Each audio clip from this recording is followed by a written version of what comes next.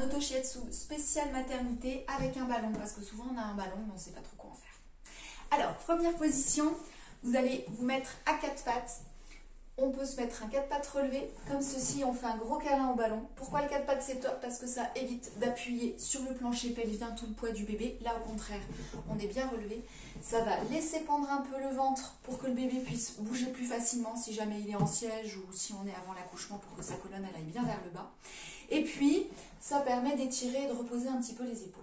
Donc on se balance, on peut le faire pendant l'accouchement, avant l'accouchement. Et puis si on a le ballon est un peu trop dur, il ne faut pas hésiter à se mettre un coussin. Voilà, et sieste. On a le droit aussi de tripoter son téléphone portable dans cette position si on a envie.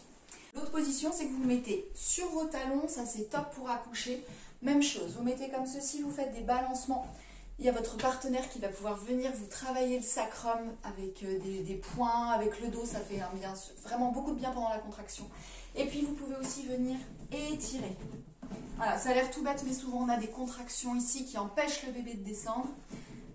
Voilà, quand je dis des contractions, c'est des contractions musculaires, hein, celle-là. Et vous venez étirer comme ça. Vous pouvez aller chercher loin, loin, loin. Voilà, ça va vous faire un bien fou au niveau du dos. Tout ça, c'est possible pendant la grossesse et pendant l'accouchement. Ensuite, on va travailler simplement, vous le connaissez, celui-là, on est assise sur le ballon. On va pouvoir faire des 8, des rotations dans un sens, dans l'autre, ça je suis sûre que vous connaissez déjà.